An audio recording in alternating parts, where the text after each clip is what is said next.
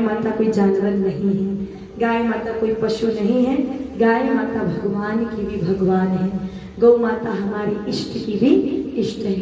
अब आप कहें हम कैसे मान ले कि गाय माता पशु नहीं है, जानवर नहीं है, भगवान है, हम कैसे मान लें? तो हमारे पुराणों में, शास्त्रों में, वेदों में एक नहीं हजारों प्रमाण इस बात को प्रमाणित करते हैं कि गाय माता पशु जानवर नहीं है। कई सारे लोग कहते हैं कि गौ माता में 33 कोटि देवी देवता होते हैं, तो दिखते क्यों नहीं? हमने तो आज तक कोई भगवान देखे ही नहीं, तो फिर हम कैसे मानें? तो एक बात बता, आप लोगों ने सूरत की सड़कों पर बिजली के खंभे देखे हैं क्या? देखे कि नहीं देखे? उन खंभों के ऊपर से वायर जा रहा है, वो वायर देखा है कि नहीं देखा? उस वायर के अंदर करंट जा रहा है, वो करंट कभी देखा है क्या? ना, नहीं देखा ना। करंट अगर जानना हो तो आप लाइट से जोड़ दीजिए वायर को, लाइट जलेगी तो पता चलेगा करंट है। पंखे से जोड़ दीजिए, हवा आएगी तो पता चलेगा करंट है। कोई भी जो इलेक्ट्रॉनिक उपकरण है आप उससे जोड़ेंगे तो पता चलेगा कि करंट है। अगर इच्छा हो और जानने की तो पकड़ के भी जाना जा सकता है। कहने का अर्थ, साधारण चमड़ों की आंखों से बिजली का खंभा दिखता है, वायर दिखता है, पर करंट जैसी साधारण वस्तु भी आंखों से नहीं दिखती। गौ माता में भी 33 कोटि देवी देवताओं का निवास है, पर चमड़ों की आंखों से दिखती नहीं है।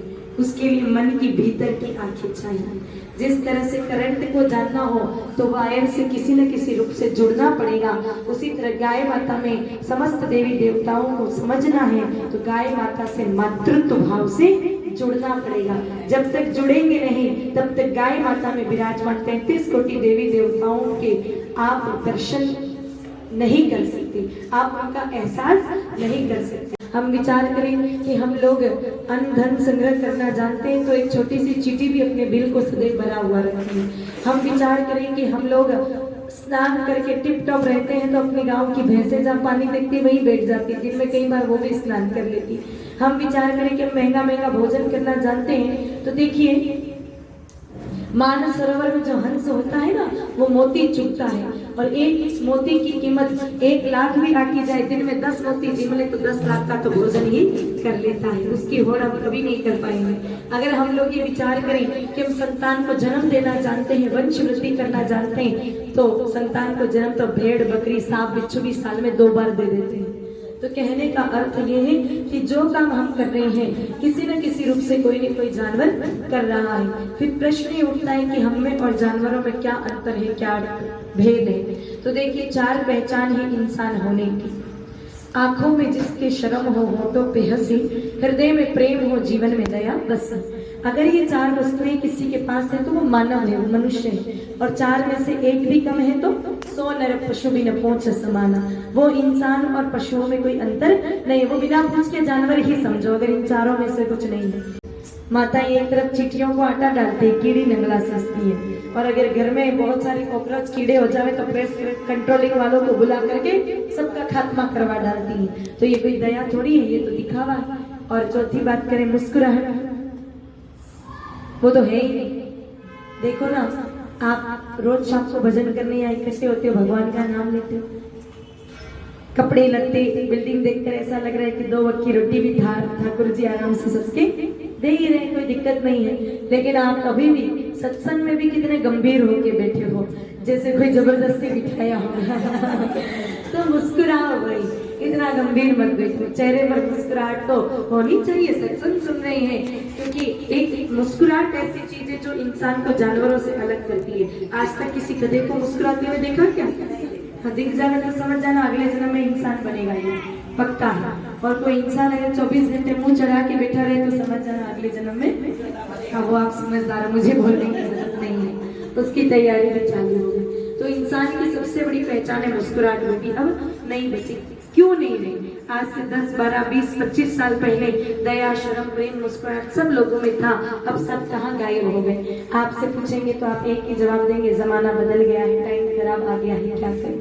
नहीं, न समय बदला है न जमाना, बदल गई हमारी भावना। जब तक हम गौ माता की सेवा करते थे, दया भी थी, प्रेम भी था, शर्म भी थी, मुस्कुराहट भी थी। जब से हम लोगों ने अपने जीवन को गौ माता से दूर किया, हमारे जीवन का दया, शर्म, प्रेम, मुस्कुराहट सब चले गए। बस एक ही उद्देश्य की गौ माता की महिमा को जन जन तक पहुंचाया जा सके। उसी भाव से गुरुदेव भगवान इस कथा को कर रहे हैं, जन जन तक गौ माता की महिमा बता रहे हैं। और उसी क्रम में ये कथा हमारी सूरत में आई है। कथा 4 दिसंबर को जी, कथा 4 दिसंबर को प्रारंभ होगी और 10 दिसंबर तक चलेगी। 4 दिसंबर से 10 दिसंबर।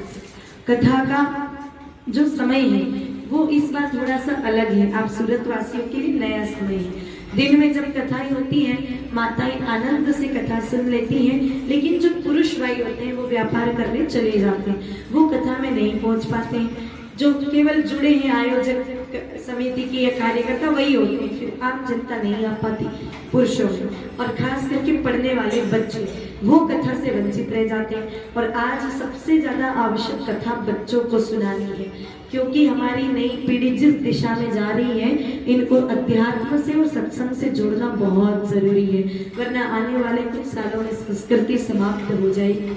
तो बच्चे कथा सुने, भाई लोग कथा सुने, इसीलिए इस कथा का समय शाम का है, 7 से 10 रात्रि को।